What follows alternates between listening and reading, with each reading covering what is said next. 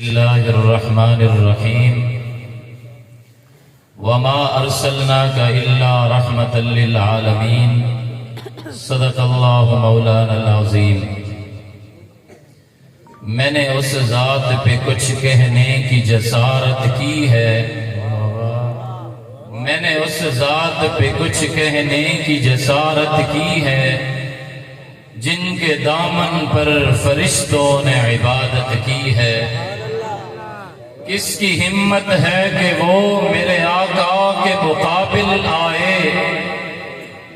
کس کی ہمت ہے کہ وہ میرے آقا کے مقابل آئے۔ میرے آقا نے تو نبیوں کی امامت کی ہے۔ اللہ اللہ، وہ لوگ بھی کیا لوگ تھے جنہوں نے چلتے پھرتے میرے آقا کی زیارت کی ہے۔ انتہائی قابل صد احترام برادران اسلام، عزیز بھائیوں، بزرگوں، آج الحمدللہ بزم حسان ضلع بہاولپور کے زیر اہتمام ایک عظیم الشان محفل حمد و نعت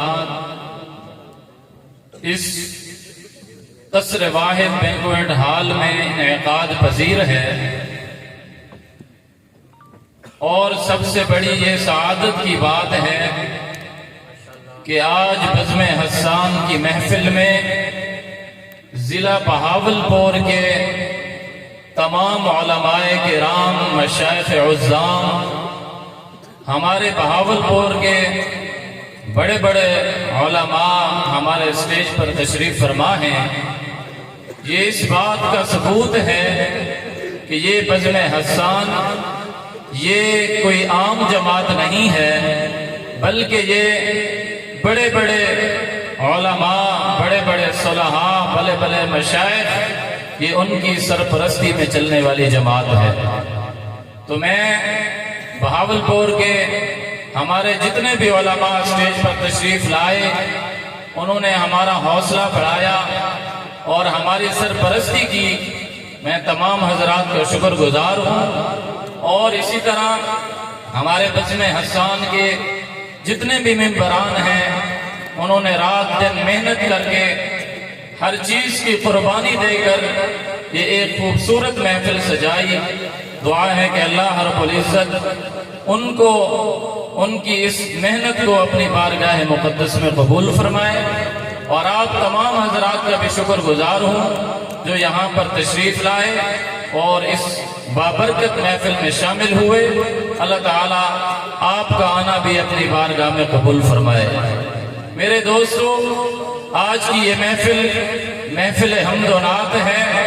اور اس کے اندر ہم اللہ کا ذکر بھی سن رہے ہیں، نبی کریم صلی اللہ علیہ وسلم کی ثنا خوانی بھی سن رہے ہیں، یہاں صحابہ کرام کے تذکرے بھی سن رہے ہیں۔ ہم یہاں آ کر، یہاں بیٹھ کر یہ ذکر کر کے یہ اپنے ذہن میں کبھی بھی یہ نہیں لا سکتے کہ ہم جناب نبی کریم صلی اللہ علیہ وسلم کا ذکر کر کے کوئی ہم جو ہے کوئی ان کی شان کے اندر تھوڑا سا بھی حق ادا کر سکتے ہوں، نہیں، بلکہ میرے پیغمبر کی شان و اقدس تو ایک اتھا سمندر ہے۔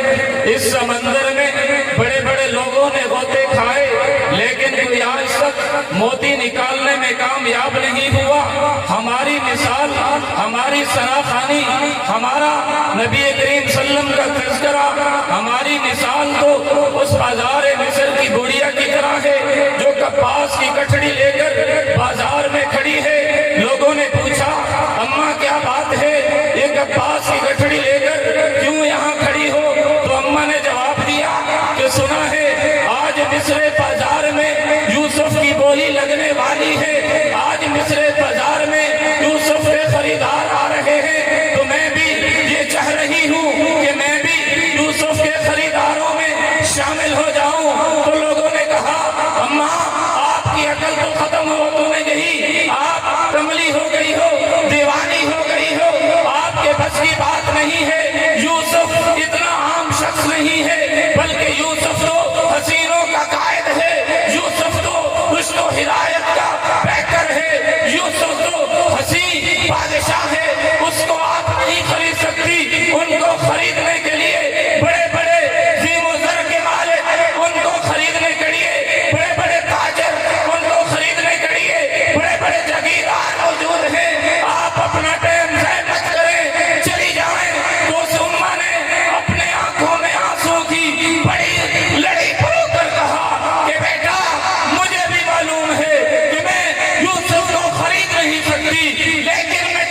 ہوں کہ میں سارا دن اس قطار میں کھڑے ہو کر